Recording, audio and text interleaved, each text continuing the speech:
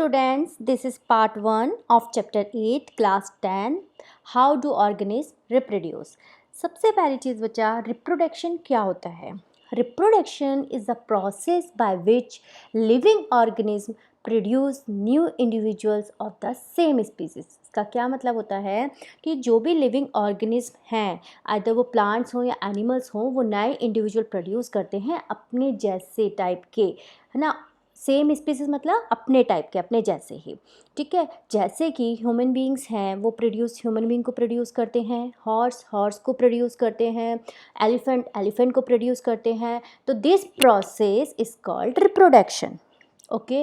अब reproduction, why reproduction is necessary, क्यों ज़रूरी होता है। फर्स्ट ऑफ ऑल, जैसे कि माना ये जनरेशन है, इस जनरेशन ने रिप्रोडक्शन किया, एक नई जनरेशन बनाई, उसने रिप्रोडक्शन से एक नई जनरेशन बनाई, तो क्या हुआ, ये अपनी जनरेशन को बढ़ा रहे हैं, अपनी स्पीसीज़ को बढ़ा रहे हैं, अपनी पॉपुलेशन को बढ़ा रहे हैं। तो पॉपुलेशन को बढ़ाने के लिए, किसी भी स्पीसीज़ की पॉपुलेशन को बढ़ाने के लिए रिप्रोडक्शन ज़रूरी होता है। अब ये माना कि ये हॉर्स हैं, ठीक है।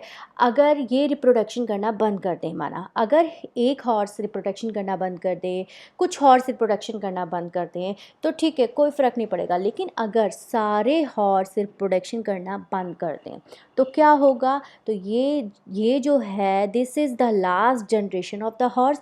इसके बाद हॉर्स प्रोड्यूस ही नहीं होंगे, तो इसके बाद ये जो स्पीसीज़ है, हॉर्स की जो स्पीसीज़ है, वो ख़त्म हो जाएगी। तो अपनी स्पीसीज़ को बनाए रखने के लिए, कि वो डिसअपियर ना हो, उसको बनाए रखने के लिए रिप्रोडक्शन ज़रूरी है, ताकि नई स्पीसीज़, अपनी टाइप की नई स्पीसीज़, अपने टाइप के नए इंडिविजुअल्स आते रहें। अदरवाइज़ वो स्पीसीज़ बिल्कुल ख़त्म हो जाएगी। अगर सभी रिप्रोडक्शन करना बंद कर दें, ह्यूमन बींग्स रिप्रोडक्शन करना बंद कर दें, और हॉर्स बंद कर दें, एलिफेंट बंद कर दें, सब रिप्रोडक्शन करना बंद कर दें, तो क्या होगा, तो इस अर्थ पर नए इंडिविजुअल्स नहीं आएंगे, नई ऑफस्प्रिंग्स नहीं आएंगी, और अर्थ पे जो है वो लास्ट जनरेशन होगी, और उसके बाद वो ख़त्म हो जाएंगी सारी जनरेशन, सारी स्पीसीज़।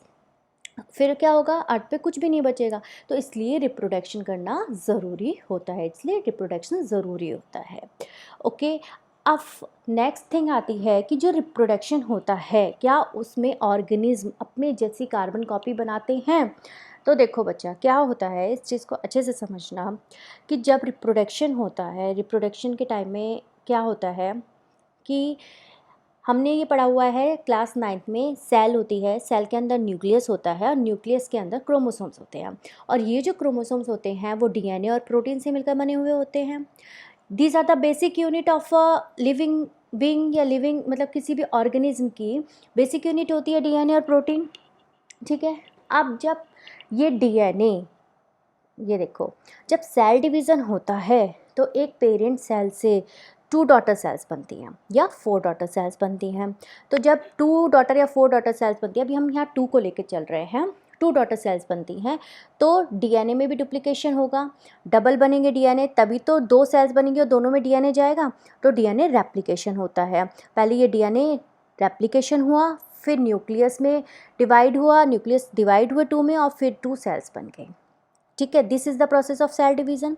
सेल डिवीज़न को और अगर आपको डिटेल में पढ़ना है, क्रोमोसोम्स, न्यूक्लियस को डिटेल में पढ़ना है, तो मैं अपने वीडियोस की लिंक डिस्क्रिप्शन में डाल दूँगी, आप उसमें से देख लीजिएगा।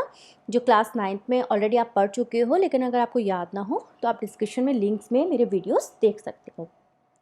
अब क्या होता है, जब ये डीएनए रेप्लिकेशन होता है, कैसे होता है डीएनए रेप्लिकेशन, ये माना कि एक डीएनए है, ठीक है।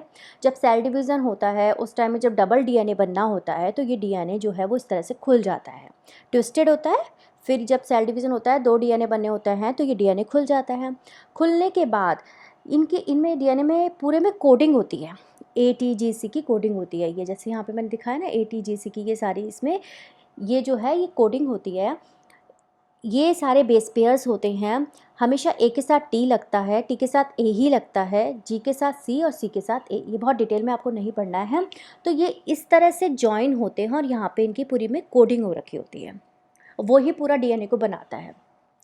तो जब दूसरा डीएनए बनना होता है, तो दोनों स्टैंड खुल जाते हैं और दोनों स्टैंड के अलग अलग एक एक नए स्टैंड बनने लग जाते हैं, और अकॉर्डिंग टू यहाँ पे कौन सा बेस पेयर प्रेजेंट है उसके अकॉर्डिंग यहाँ पे वो बेस पेयर आ जाता है, मतलब कोडिंग हो जाती है अकॉर्डिंगली कि इस वाले स्टैंड में कौन सा क्या कोडिंग हो रही है, उसके अकॉर्डिंगली जो नया स्टैंड बन रहा है उसमें कोडिंग होना शुरू हो जाती है। तो इस तरह से जब ये पूरी कोडिंग हो जाती है और दोनों स्टैंड के साथ अपनी अपनी नए अलग स्टैंड्स आ जाते हैं, तो ये दोनों डिवाइड कर जाते हैं और 2 डीएनए बना लेते हैं। इस तरह से डीएनए रेप्लिकेशन होता है। तो अब जब ये कोडिंग होती है बच्चा, इस टाइम में डीएनए में वेरिएशंस आ जाते हैं। ड्यू टू कोडिंग में वेरिएशंस आ जाना, ड्यू टू एनवायरमेंटल इफेक्ट की वजह से थोड़ा वेरिएशन आ जाना, due to social effect, due to nutrition, किसी भी वजह से इनमें वेरिएशंस आ जाते हैं।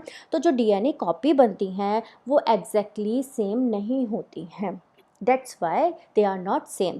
वेरिएशंस का मतलब होता है जो भी कैरेक्टर्स हैं, जो भी प्रेजेंट है उसमें कुछ थोड़ा सा चेंज आ जाना, इसको इस तरह से समझो, तो उसको बोलते हैं वेरिएशंस आ जाना। तो यहाँ पे वेरिएशन आ जाते हैं। दूसरी चीज़ क्या होती है कि जब जब सेक्सुअल रिप्रोडक्शन होता है तो मदर के रिप्रोडक्टिव सेल और फादर के रिप्रोडक्टिव सेल मिलते हैं और एक नया इंडिविजुअल बनाते हैं, ये हमें पता है, ठीक है। तो मदर से तो डीएनए जो है, मदर का डीएनए और फादर का डीएनए आपस में मिलेगा और एक नया डीएनए बनाएगा। तो मदर के डीएनए से कैसे बनता है ये नया डीएनए, मदर के डीएनए में से एक स्ट्रैंड आता है और एक स्ट्रैंड फादर के डीएनए से आता है, ठीक है। दोनों स्टैंड है, दोनों खुलेंगे, खुलने के बाद एक स्टैंड मदर के डीएनए से आएगा और एक ने फादर के डीएनए से आएगा, और कुछ कैरेक्टर्स उसके इंडिविजुअल के खुद के होंगे, तब ये नया डीएनए बनता है। समझ में आ गई बात। तो यहाँ पे भी वेरिएशन आ गए। जो नया इंडिविजुअल बना उसमें ना तो पूरे ही फादर के गुण हैं ना ही पूरे ही मदर के गुण हैं, कुछ मदर के गुण हैं, कुछ फादर के गुण हैं, कुछ उसके अपने गुण हैं, कुछ उसमें वेरिएशंस आए हैं due to social, due to environment के वजह से जो भी चेंजेस आए हैं वो उसमें चेंजेस आ जाते हैं। तो जो नया इंडिविजुअल बनता है वो एग्जैक्टली अपने मदर या फादर जैसा नहीं होता है। हाँ, कुछ होता है, हम कहते हैं मम्मी जैसा दिख रहा है, इसकी आँखें मदर जैसी हैं, इसकी जो नोज़ है वो फादर जैसी है, लेकिन हम ये नहीं कह सकते कि ये पूरा कॉपी है अपनी मम्मी का या फादर का, ठीक है। तो जो ये क्वेश्चन का आंसर आपको मिल गया कि ऑर्गेनिज्म अपनी कार्बन कॉपी नहीं बनाते हैं, ओके। अब उसके बाद क्या होता है बच्चा, वेरिएशंस मैंने बताया क्या होता है कि डिफरेंसेस आना इन द कैरेक्टर्स या ट्रेट्स भी बोलते हैं कैरेक्टर्स को।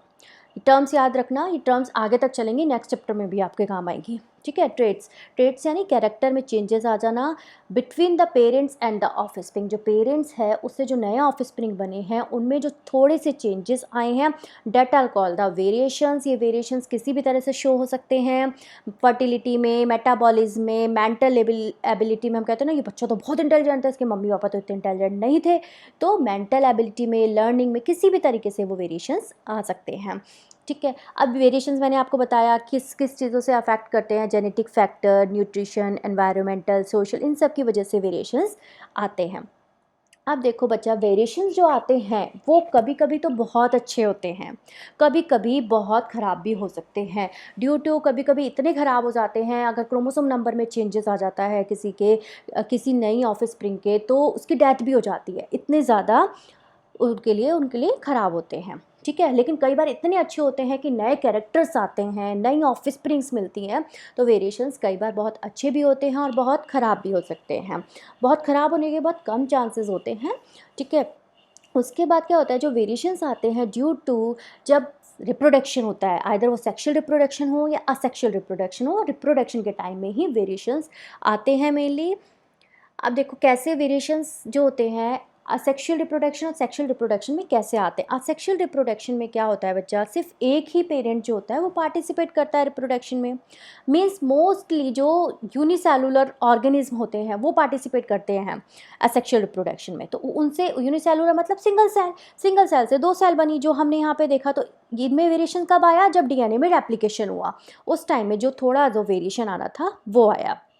तो वेरिएशन इनमें फ्यूअर होते हैं, थोड़े ही होते हैं, ठीक है। और ये जो वेरिएशंस होते हैं डीएनए कॉपी के टाइम में होते हैं, मैंने आपको बता दिया।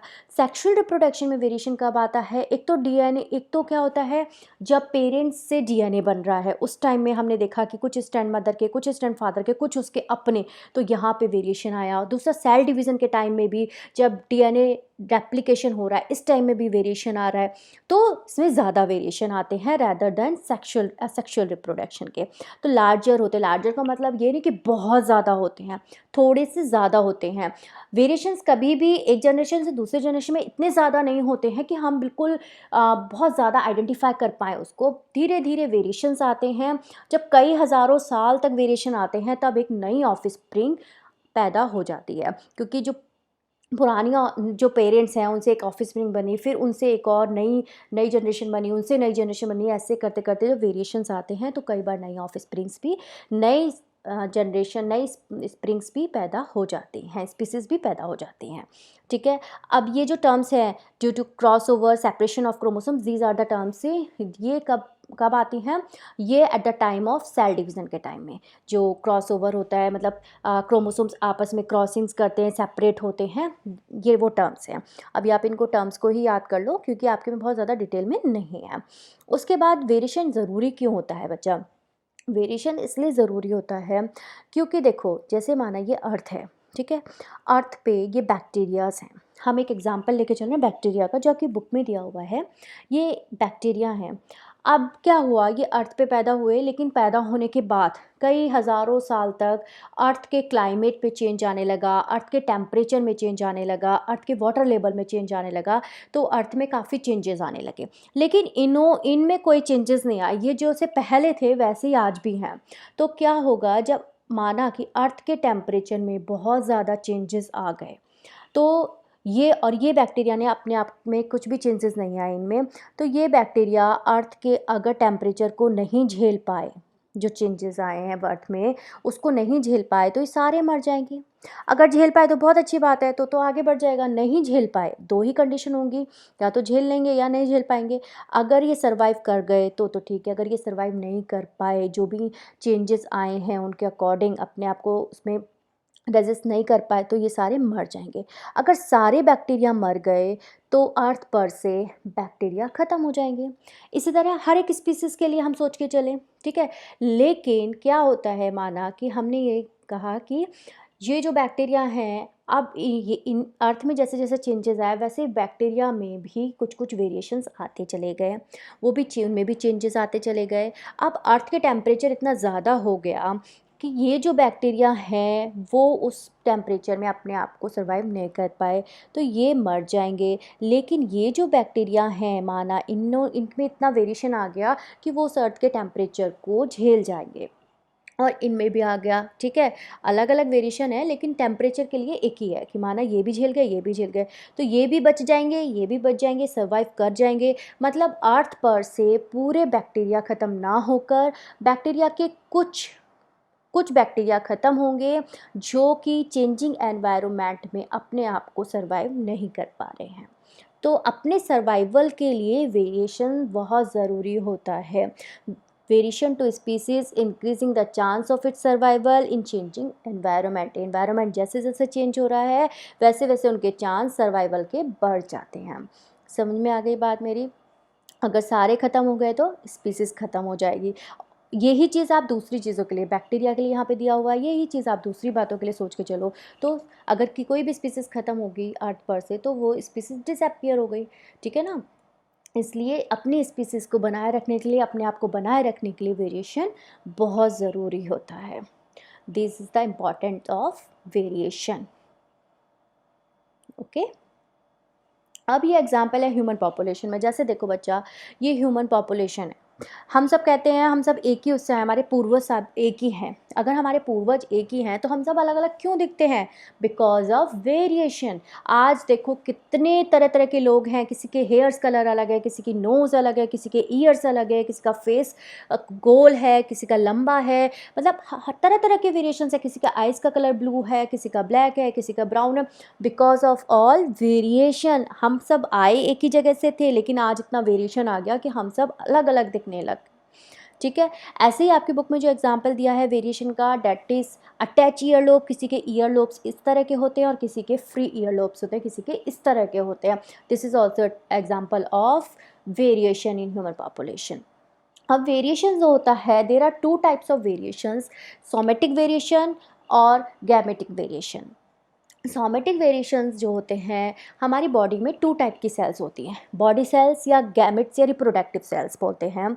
बॉडी सेल्स हमारी बॉडी को बनाने का काम करती हैं, ठीक है, और रिप्रोडक्टिव सेल्स रिप्रोड्यूस करने का, नेक्स्ट जनरेशन को प्रोड्यूस करने का काम करती हैं, ठीक है।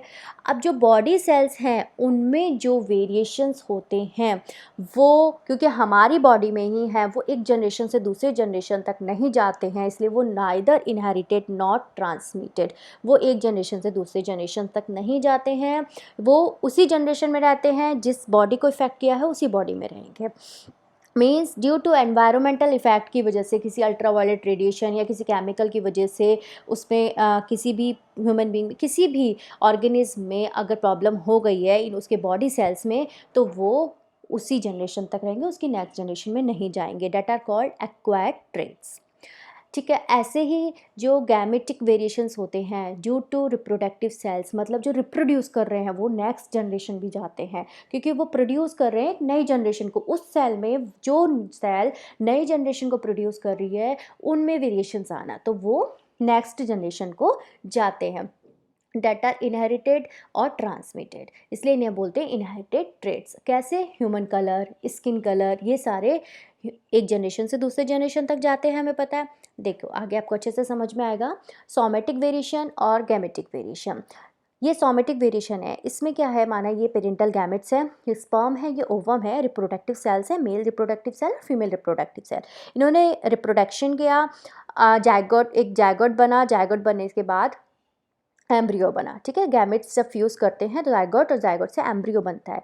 एम्ब्रियो जो है उसमें जब उसकी बॉडी सेल्स, अब ये बॉडी सेल्स बन गई, अब ये बॉडी सेल्स जब सेल डिवीज़न इनमें हो रहा है उस टाइम में किसी बॉडी के सेल में, किसी बॉडी सेल में कुछ म्यूटेशन हो गया, सोमेटिक म्यूटेशन, कुछ म्यूटेशन हो गया, कोई पैच बन गया माना, तो वो पैच उसके साथ रहेगा, ठीक है। जब वो बड़ा होगा उसकी तब तक भी रहेगा, क्योंकि सेल ग्रोथ कर रही है, सेल ग्रोथ करेंगी, वो भी ग्रोथ करेगा और ये पैच भी ग्रोथ करेगा।